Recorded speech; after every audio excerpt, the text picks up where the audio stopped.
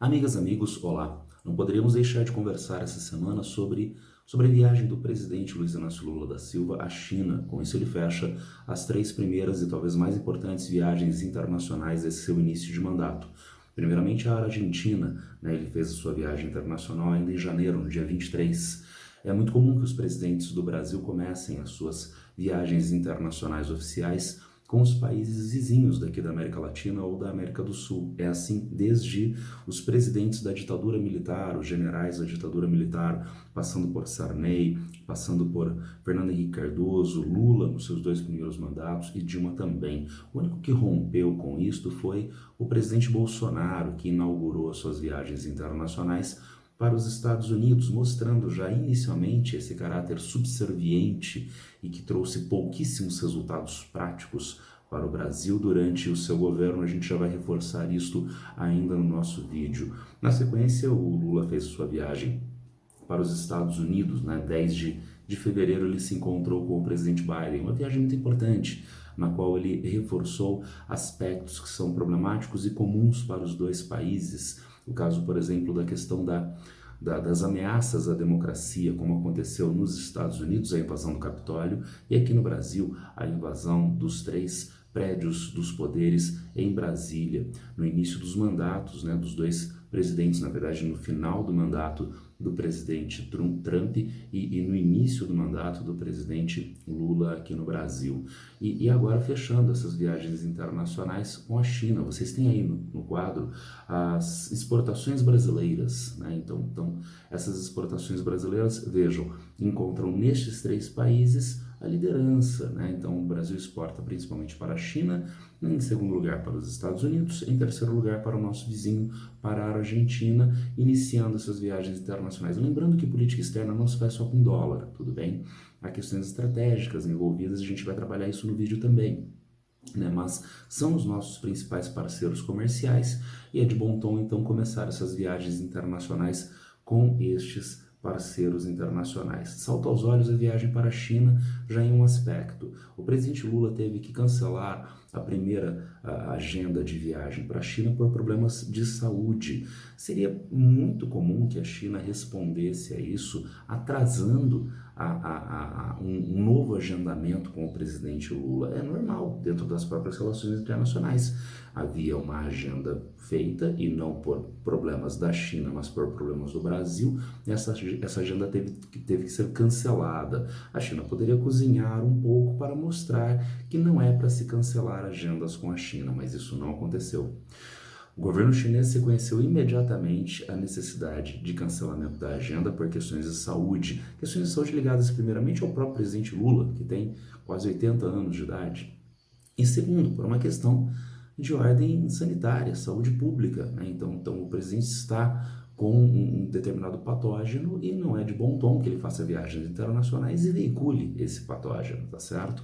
A China, então, primeiramente reconheceu imediatamente a legitimidade, a justificativa deste cancelamento de viagem e agendou muito rapidamente com as autoridades brasileiras agora para o mês de abril, e foi uma recepção bastante vultosa, eu diria, lá na China, não apenas em termos de pompa e cerimônia, mas também uma questão de ordem prática. De ordem prática porque foram firmados com o governo brasileiro mais de 15 diferentes acordos com a comitiva de empresários que acompanhou o governo brasileiro. Foi uma quantidade ainda muito maior de acordos que foram firmados entre o Brasil e a China nessa viagem internacional. Eu destacaria para vocês acordos ligados à tecnologia e meio ambiente, inclusive com a gigante de comunicações Huawei da China, que está banida pelos Estados Unidos das necessidades americanas e sob pressão dos Estados Unidos a aliados em relação a acordos com essa empresa, acordos ligados à tecnologia de 5G satélites,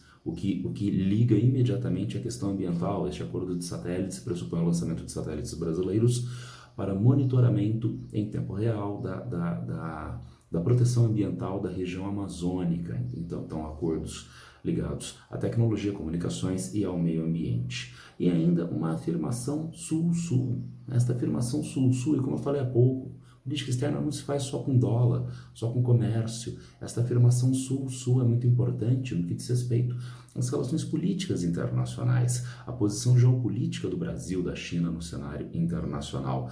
Dois aspectos são bastante destacáveis em relação a isto. Primeiro, o comércio em moedas nacionais. Tá? Isto reduz os custos das transações comerciais. Ao invés de China e Brasil fazerem o comércio em dólar, o que gera custos de conversão da moeda. Então, esse comércio pode ser feito com custos operacionais mais baixos nas próprias moedas nacionais, Brasil, real, China, renminbi, vulgarmente chamado de yuan, tanto faz, né? Renminbi ou yuan, tá certo?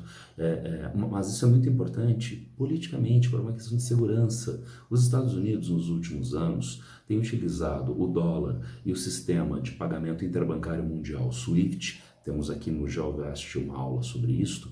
Ele tem utilizado os Estados Unidos esses recursos como instrumento de pressão contra países que ele considera de oposição. Ele já utilizou isto contra a Venezuela, contra Cuba, contra o Irã e agora, muito mais intensamente, contra a economia russa. Todos os países do mundo, né, não apenas potências competitivas frente aos Estados Unidos, mas também países supostamente aliados, estão buscando alternativas comerciais e interbancárias. É o caso de países como a própria Rússia, a China, a Alemanha, que é uma potência aliada dos Estados Unidos, que estão criando seus próprios serviços de pagamentos interbancários. Além disso, a viabilização de comércio nas próprias moedas nativas. A China já fez esses acordos com dezenas de outros países no mundo e agora fez o acordo também com o Brasil. Vejam, isso tem um forte valor econômico, mas tem também um valor geopolítico no que diz respeito à proteção do comércio, das transações comerciais, das transações bancárias do Brasil, fora desse circuito de pressão do dólar. Gente, não há uma substituição imediata do dólar pelas outras moedas, pelo renminbi, isso não existe, tá certo? Mas é uma tendência interessante e com o maior parceiro comercial do Brasil, tá certo? Então, reforçando, não é uma substituição do dólar em todo o comércio externo brasileiro, só com a China, tá certo? Mas, insisto, é bastante importante. Além disto, ainda no que diz respeito à importância internacional da viagem e no que diz respeito à afirmação Sul-Sul, o novo presidente, a nova presidenta do Banco de Desenvolvimento dos BRICS, né? NBD, né? O novo Banco de Desenvolvimento dos BRICS, que é a presidenta Dilma, a ex-presidenta Dilma. É a primeira vez que nós temos um ex-presidente de um dos países BRICS que assume, desculpa, a presidência do Banco dos BRICS. Isso coloca, então, o Brasil sinalizando a importância dessa instituição e que eu já fiz várias postagens aqui nas redes sociais. É uma instituição que tem entrado com muita força no investimento em infraestrutura nos países BRICS, em novos associados, como por exemplo o Uruguai, né, e inclusive em substituição às dificuldades de investimentos que estão relacionadas com instituições tradicionais, como é o caso do Banco Mundial, tá certo?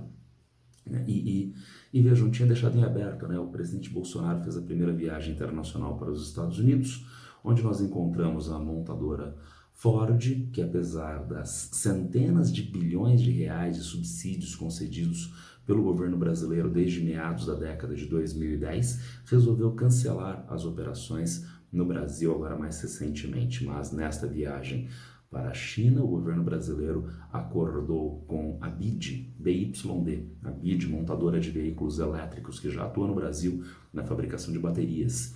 O governo brasileiro acordou com esta empresa a criação de uma fábrica lá na Bahia, em substituição à Ford que fechou as atividades lá, gerando desemprego, gerando desinvestimento na economia. Então a chinesa entra de volta. A Ford está criando empecilhos, por incrível que pareça, para isso, para a entrada da chinesa aqui no Brasil, dificultando a venda do terreno. Mas nesta viagem à China já foram acordadas algumas coisas. Primeiro, se a Ford não negociar a venda do terreno para a empresa chinesa, o governo da Bahia vai ceder um outro terreno para a empresa chinesa, que já disse, não tem problema, tá? Construir uma fábrica, a BYD já fez isto lá na China em 9 meses, partiu do zero, em 9 meses a fábrica estava em operação, tá legal? E ainda ela disse que a fábrica da Ford era para motor de combustão, a fábrica da Bitz era para motores elétricos, carros com motores elétricos. Vai ter que começar do zero, disse a BID, talvez seja mais fácil mesmo deixar a Ford para lá e começar do zero de um novo terreno. Nada como ter o investimento externo da China e ainda esnobando a empresa que decidiu sair do Brasil depois de centenas de bilhões de reais de investimentos brasileiros, de subsídios brasileiros. Isto retoma, então, o último aspecto que eu gostaria de falar com vocês, mais alongadamente, em relação à viagem à China. O Brasil precisa, desesperadamente, retomar os seus investimentos industriais. Esses investimentos industriais entraram em queda desde o lançamento do Plano Real nos anos 1990, em governo Fernando Henrique Cardoso, e não foram retomados em governos Lula, Dilma, ao longo dos anos seguintes. Isso é mostrado em uma reportagem recente da BBC News Brasil. Eu trago os dados aqui para vocês. Dá uma olhadinha nesse gráfico que mostra agro e mineração superam manufatura. O gráfico parte do final dos anos 90, início dos anos 2000, quando nós tínhamos a liderança na formação do PIB, do Produto Interno Bruto Brasileiro, na indústria de transformação, 15,3%. Dá uma subidinha no final do governo FHC, no início do governo Lula 1, e depois entra em queda que é acompanhada pelo aumento do setor, né, da agropecuária e da mineração, partindo de 6,9% do PIB para 13,3% do PIB. Tá? Mas isso é muito problemático, gente. Isso é um problema gravíssimo no que diz respeito à questão econômica e estratégica de longo prazo. Então, e por que isso é um problema? A gente já tem um primeiro gráfico que mostra isso, a geração de emprego. Trata-se de um setor agroindustrial, trata-se de um setor de indústria extrativa, né? A agroindustrial e de indústria extrativa, que é pouco gerador de emprego. Então nós temos a diminuição dos empregos no setor industrial, né? E não há geração de empregos no setor agrícola e mineral concomitante. Agora, para onde vão esses trabalhadores? Esses trabalhadores vão para o setor de serviço, que fica crescentemente inchado. São os serviços de baixa qualidade, a uberização do trabalho, a pejotização do trabalho, essa falácia estúpida de empreendedorismo que a gente tem na atualidade, né, que não resolve em absoluto o problema econômico, mas gentes sem renda garantida, sem expectativa de manutenção da renda e, portanto, deprime o consumo, é um problema econômico geral e, é claro, um gravíssimo problema para as próprias pessoas, um problema para as pessoas que ficam sem renda, ficam em trabalhos que são inadequados, ficam vulneráveis na sociedade de diferentes formas. Então há que se reverter isto, buscar investimentos industriais e como esses que a gente viu da BID se instalando na Bahia. Isso se desdobra ainda em outras coisas. Quando a gente tem investimento industrial, há necessidade de investimentos em educação. Investimentos em educação que gera a formação de força de trabalho de alta qualificação necessária massivamente pela indústria, força de trabalho que recebe uma remuneração mais elevada. E, portanto, quando a gente tem investimentos industriais, há uma tendência de desenvolvimento econômico no país. Quando a gente tem investimentos no setor agrícola e mineral, prioritariamente, como tem acontecido no Brasil nos últimos anos, não há necessidade de formação massiva de força de trabalho de alta qualificação. E, portanto, a gente tem desinvestimento nas escolas em diferentes níveis, como tem acontecido no nosso país, e a formação de força de trabalho mais precarizada em qualificação e com menor remuneração. E, portanto, se a gente investe na indústria, é um caminho para o desenvolvimento. Se a gente não investe na indústria e fica no setor mineral, fica no setor agrícola, é um caminho para manutenção do subdesenvolvimento no país, e ainda com os outros problemas consequentes. É um setor que é de difícil regulamentação, e daí a gente tem os episódios de trabalho escravo no sul do Brasil. É um setor que trabalha com difícil regulamentação, e daí os episódios, por exemplo, de estouro de barragens em Minas Gerais, Mariana e Brumadinho. E o que então a sociedade brasileira ganha com isto? Não ganha. É necessário, portanto, a reversão deste quadro para investimentos industriais. Ainda acompanhando os gráficos da BBC News Brasil, vejam, alta tecnologia perde espaço, composição das exportações do Brasil por nível tecnológico. Ainda desde o início dos anos 2000, avançou muito significativamente as exportações na indústria extrativa e na agropecuária. É a agroindústria, é a exportação de combustíveis da Petrobras e a exportação de minérios da companhia Vale. Né? Em escala mundial, isto não é a tônica, vejam. O Brasil vai na contramão do mundo com posição das exportações mundiais por nível tecnológico, enquanto outros países buscam, em especial os países industrializados, os tão desejáveis países da OCDE, a Organização para a Cooperação e Desenvolvimento Econômico, enquanto esses aumentam seu investimento em produtos industrializados de maior valor agregado, o Brasil não. O Brasil continua exportando produtos primários. Como esses produtos primários têm baixo valor agregado, têm um baixo preço de mercado, então o Brasil não participa significativamente no valor das exportações mundiais. Isso é reforçado pelo nosso próximo gráfico. Vejam vocês, nós encontramos avanço do baixo valor agregado. O Brasil, então, permanece participando pouco e cada vez menos no valor de comércio mundial, apesar de aumentar as exportações agropecuárias, chegando a 8,7% do comércio mundial, apesar de aumentar as exportações da indústria extrativa, chegando a 4,6% do comércio mundial. De novo, são produtos com baixo preço de mercado e, portanto, a gente aumenta o valor dessas exportações, a participação dessas exportações, as exportações brasileiras e até no cenário mundial, mas isto não aumenta, não destaca o Brasil no cenário internacional. Mas será que isto é verdade? Eu estou apresentando argumentos que mostram a necessidade do Brasil reverter este investimento de agricultura exportadora, de setor industrial para o setor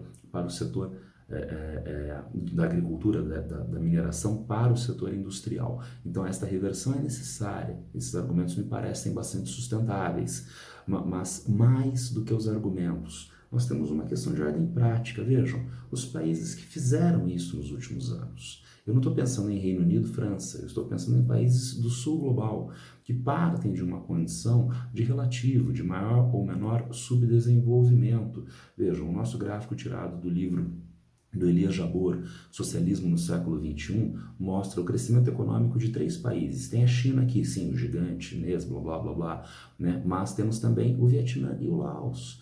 Esses países chegaram a ter, nos anos 1990, e no caso a China em especial, um crescimento econômico que beirou 15% ao ano, 15% de crescimento do PIB, né? Depois uma tendência de redução e estabilização, mas vejam no final dos anos 2010, tem uma estabilização por volta de 7,5% de crescimento anual do PIB.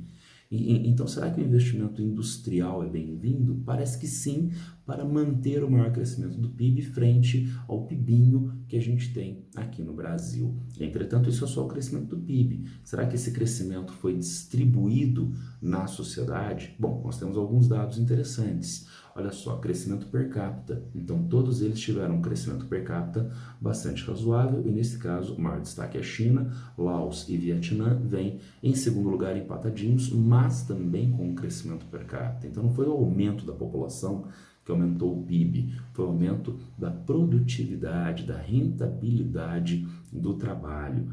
E isso também se desdobrou socialmente. Não são apenas indicadores econômicos, são também indicadores sociais. Olha o gráfico de redução, tudo tirado do Jabbour, Socialismo no século XXI, tá bom?